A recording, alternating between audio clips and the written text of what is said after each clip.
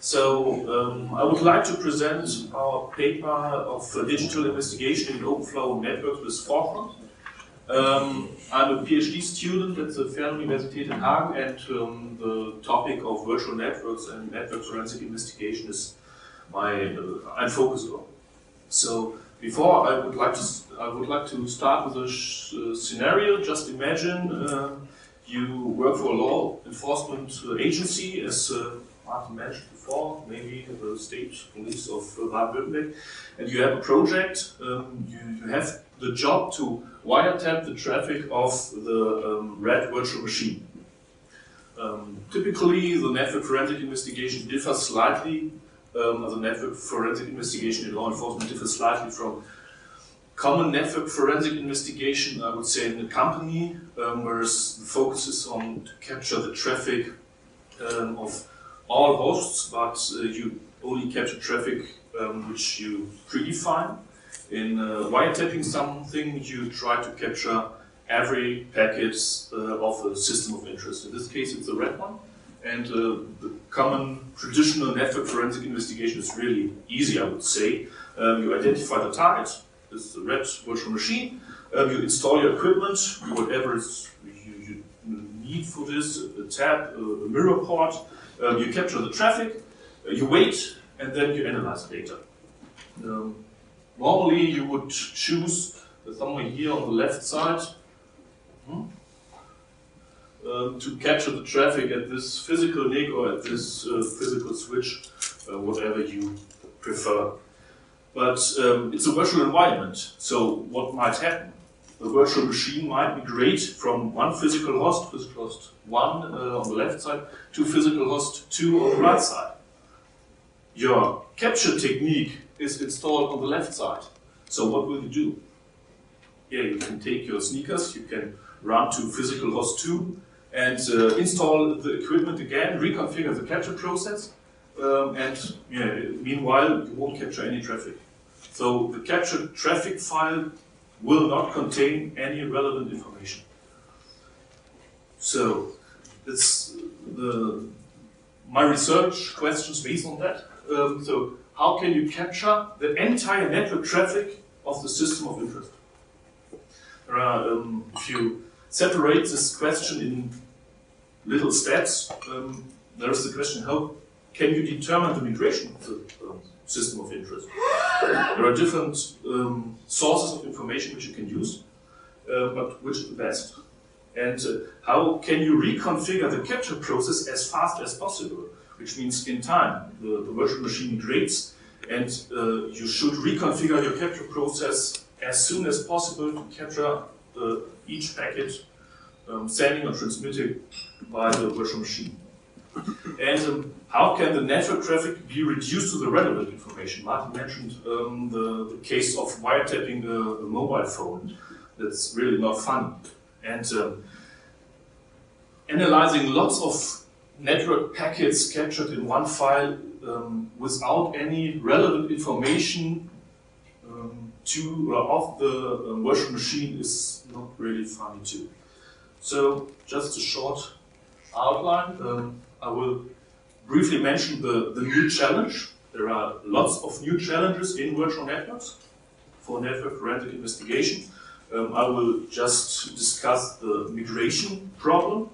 I will talk shortly about the basics of software-defined networks and Openflow. In our research, we derive the virtual network forensic process framework, which offers the guide to implement successful virtual network forensics. And as a result, we developed Forcon. It's still a proof of concept, but we try to evaluate our virtual network forensic process with this software. And I will finish my presentation with a short evaluation of Forcon. So the new challenge in virtual environments, I think everyone knows, the migration of virtual machines is everyday use. So it's not a really special event which is very rare. I think it's happens every time, every minute. lots of virtual machines are moved all through the virtual network from one physical host to another.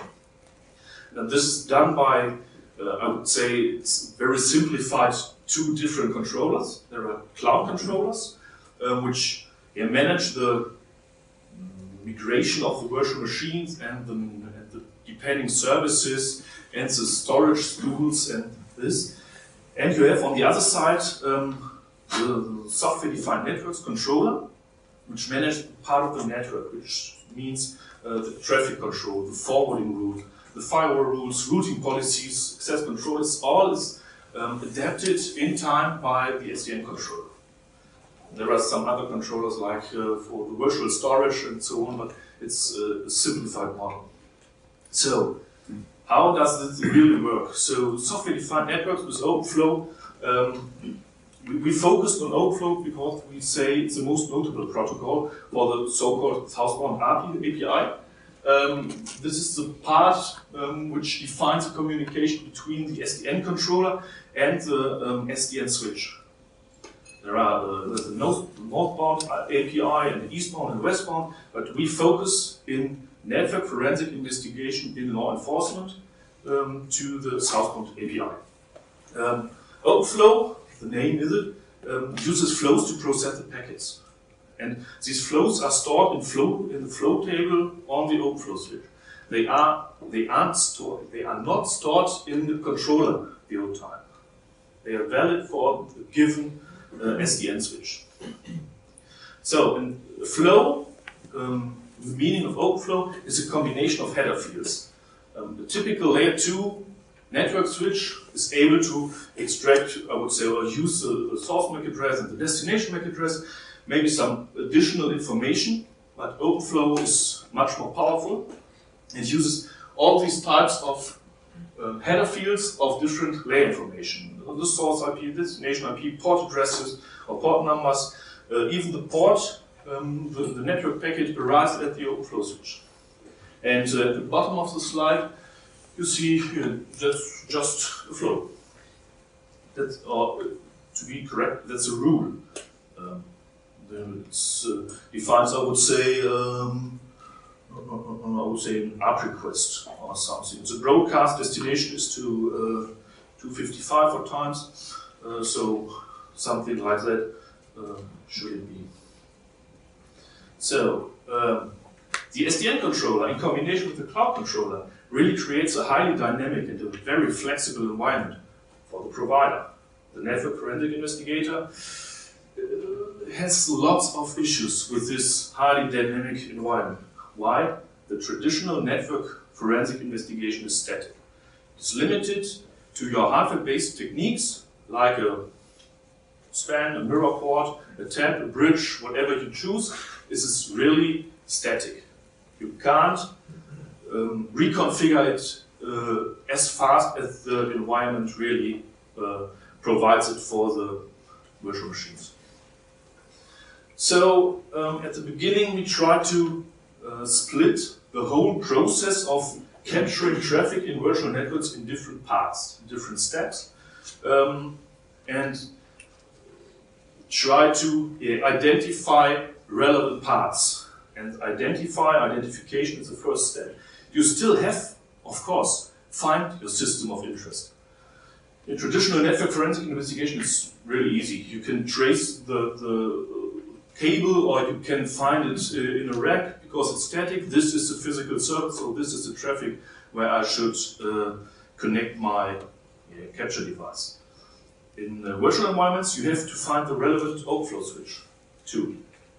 This is not easy because there is no physical Openflow switch. There are Openflow switches which might be physical, but most of the relevant Openflow switches we try to use are implemented in software.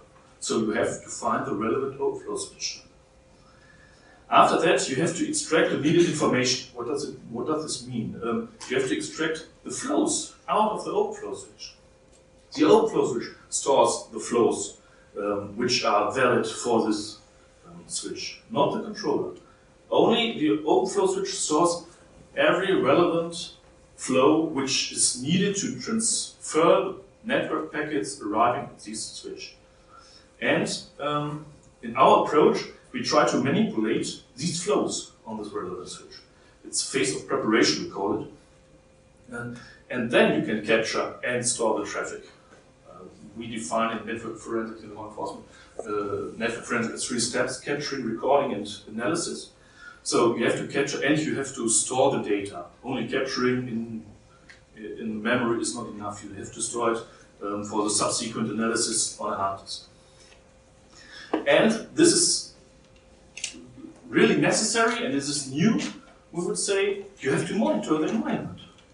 The only first implementation of identification, preparation, and capture and recording is not enough. You have to monitor the environment to react on relevant changes. The network is really flexible. Lots of things happen there, and at first you have to react on all relevant or to react on all changes, and then you have to evaluate, to analyze these changes which are really relevant for your capture process. Maybe, let's say, another virtual machine starts, which produces lots of log files and changes in the environment, but the start of the virtual machine is maybe not relevant for your capture process, let's say for the red VM. If a blue VM somewhere starts in the environment, well, sure, but it does not impede our capture process. So to react on relevant changes is necessary. And if a relevant change, a relevant event occurs in the network, you have to adapt your capture process, which means you have to create new flows, you have to manipulate other flows in the network to reconfigure your capture process as fast as possible. And okay, it's the subsequent analysis is not a part of capturing traffic, but it belongs to the network forensic investigation. So we mentioned the analysis phase at the end of this process. And if you put some arrows between these phases, you get another framework. We call it the virtual network forensic process. It derives from the generic network forensic process, which is, I would say, limited to the left side, which means identification, preparation, capture, recording, and analysis. And we define 3 separate phases, which are used repetitive. And it's a circle, and it's ongoing and ongoing until someone, for example, the digital investigator, say, okay, let's quit this process, and then the circle is leave to analyze the relevant data. So this is really theoretical, and sometimes I prefer to validate my theoretical thoughts in a practical way. So we developed Forcon. Forcon is still a proof of concept. It's the short form for forensic controller, and it bases on the virtual network forensic process. And Forcon implements network forensic investigation in virtual networks with a focus on law enforcement. It won't implement a successful network forensic investigation to capture relevant traffic of all machines you have in your network. It only captures traffic of one given system identified by, let's say, the MAC address, the IP address, the combination of both, whatever you want. Forcon uses one central server and distributed agents.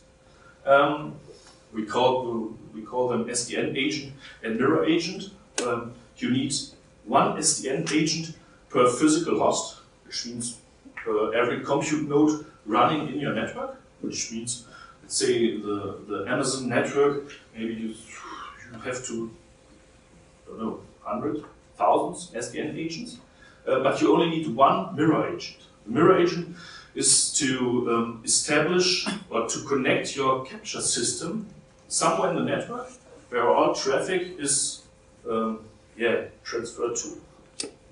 And the main idea of Forcon is to extract relevant Openflow flows and manipulate them. And this manipulation tries to implement the ongoing capture process of the target system. Forcon is still has a command line interface. At the beginning, different agents connect to your central server, and then each agent transmits the local flows he found on each Openflow switch installed on his physical host to the central server. It starts with an I for informational, then the name of the Openflow switch instance is transmitted, and then in this case 2 MAC addresses, which means the local Openflow switch has 2 flows in it, which defines the source is the MAC address ending with a 3, and the target, the destination MAC address is 1 and otherwise, which means if you try to identify the communication, there are only 2 clients communicating with each other. That's simplified, but the evaluation shows that it works in larger environments. So the agent only extracts flows and sends them to the server. And the Forcon server analyzes these flows and searches for the identifier given by the digital investigator. As I mentioned before, maybe the MAC address, the IP address, a combination, whatever you want. And depending on this identification, Forcon has to decide either it's a miss, so there is not no information about the relevant system I'm searching for, so I'm just waiting. I do not do anything. I'm waiting for other flows inside the network, sent maybe by another agent. And on the other side, if the identifier or the target system is identified inside the flows, Forcon creates a special tunnel. In this case, we use VXLAN tunnel, but maybe you can use a GRE or VLAN tunnel, whatever you want, between the mirror agent, the one mirror agent in the network, and the involved vSwitch. How does Forcon manipulate the flows? There are different parts which are necessary to implement a valid manipulation. At first, we split the communication into ingress and egress flows. Ingress means our target system is the destination. So it's, these are the packets transmitted to our system of information. Seen here, destination MAC address is ending with a 3, which means in our case we try to capture all traffic of the system of interest MAC address ending with number 3. And ingress is really easy to implement. You have the actions in Openflow. So here, which means put all traffic with the destination MAC address ending with the 3 to port 2.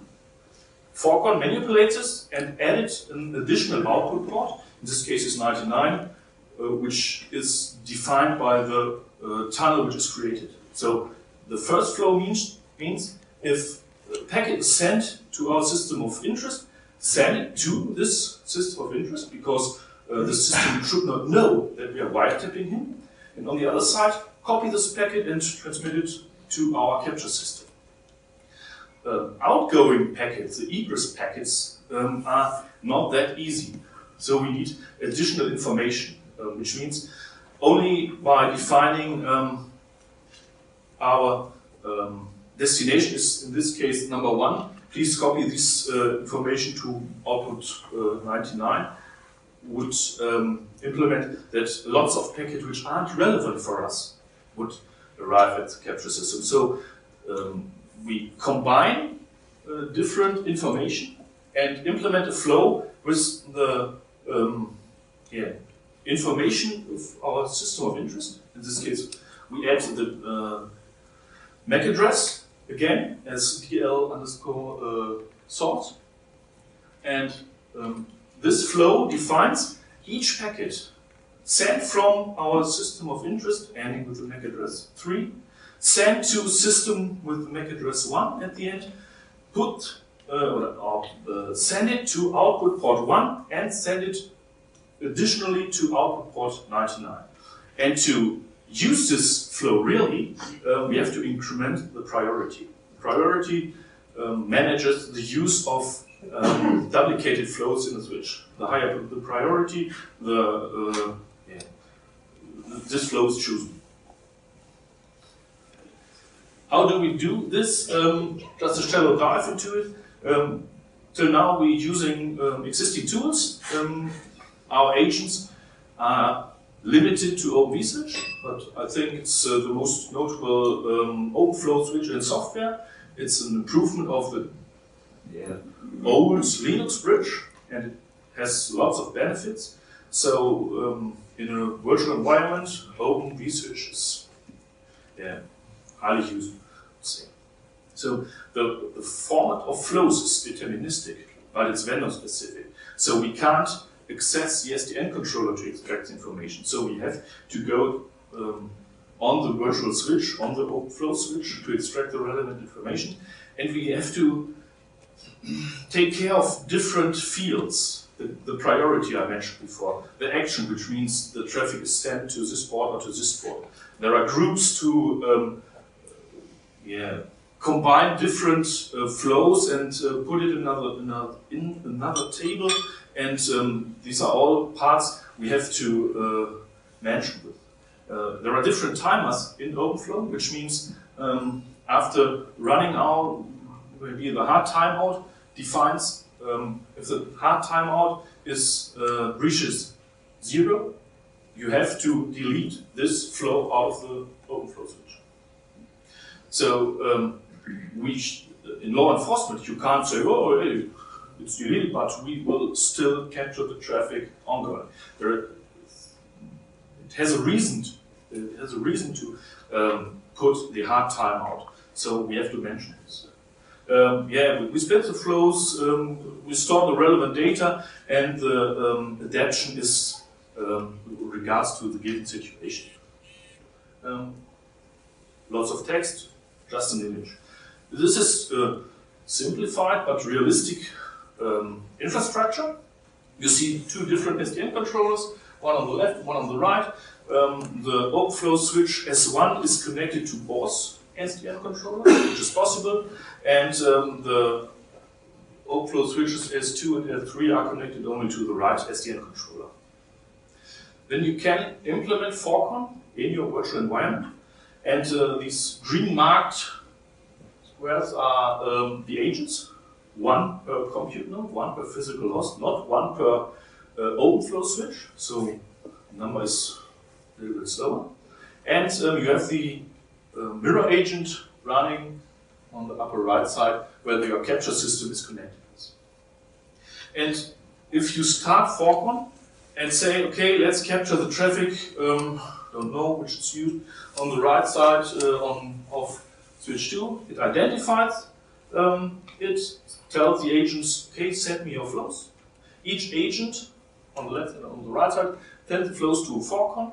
Forcon analyzes the flows and then says, okay, my system of interest is connected to Openflow switch S2.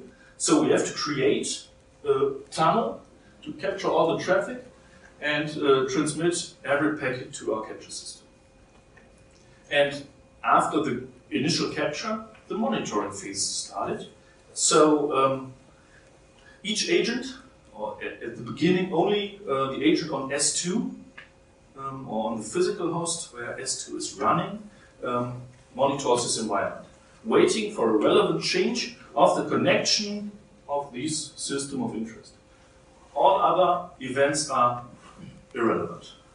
But if something happens, the agent informs Forcon, and Forcon says, okay, all agents, please update your flows and send me the actual data you got. And if the system of interest is moved to S3, then the information is sent from the agent.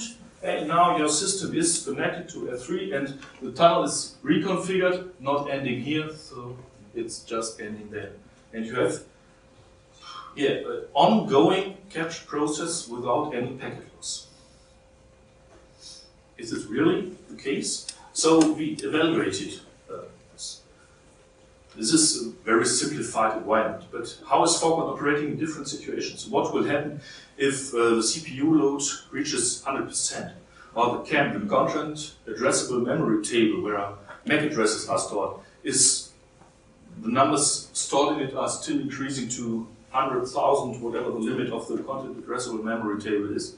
Or what will happen if the network we are using, the physical network, is highly used? Lots of packets are transmitted. What will happen? How will Forcon act in these scenarios? And does Forcon capture really all network packets? Or is there a packet loss? It's very easy to decide. You only compare the number of transmitted and received packets. In an environment, you can send a predefined capture file into it, and you can see, okay, this capture file has 10 packets, so on the other hand, I should transmit or receive 10 packets too. And the most important, I would say, for law enforcement, are the captured packets correct? Do they really have the transmitted data in it, or is it something changes? Because it's a virtual environment, and we're using a tunnel to transfer the data. Is it really correct what we capture? So, in short, yes, it is. We evaluated the high CPU load. We used tool stress to increase the CPU rate to 100%, and we do not have any packet loss.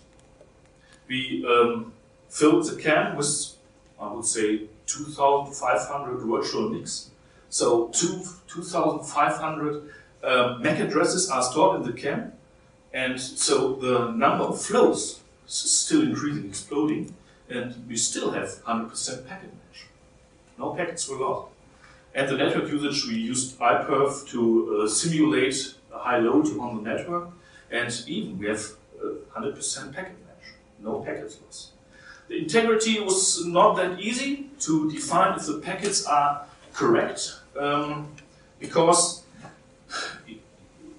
it takes time to transfer the packet to different systems.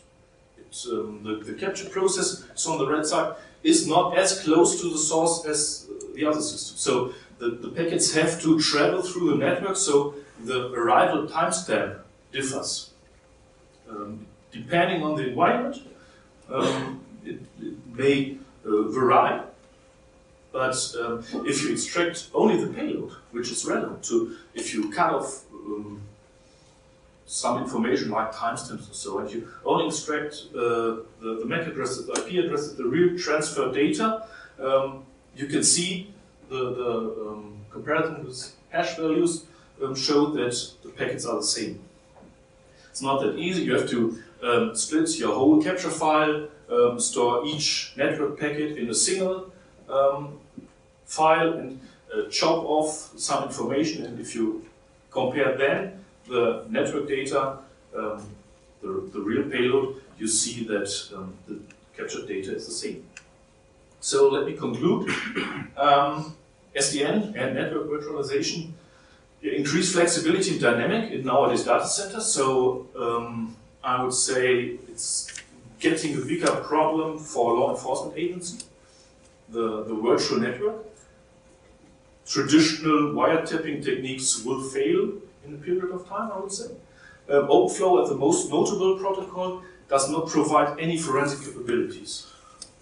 I don't know really a tool which is designed to use in a data center which provides any forensic technology which improves the work of a digital investigator. Lots of issues exist in these virtual environments, but the migration of virtual machines is, I would say, the most critical. If a virtual machine migrates and moves to another physical host, your static capture process will fail. Forcon, as a proof of concept, eradicates this static implementation and really creates a highly dynamic and flexible process to ensure the ongoing capture process, even if the system of interest moves. Forcon uses distributed agents, one per compute node, to monitor these environment and one mirror agent. And yeah, the evaluation of Forcon validates the correctness. That's it. Thank you.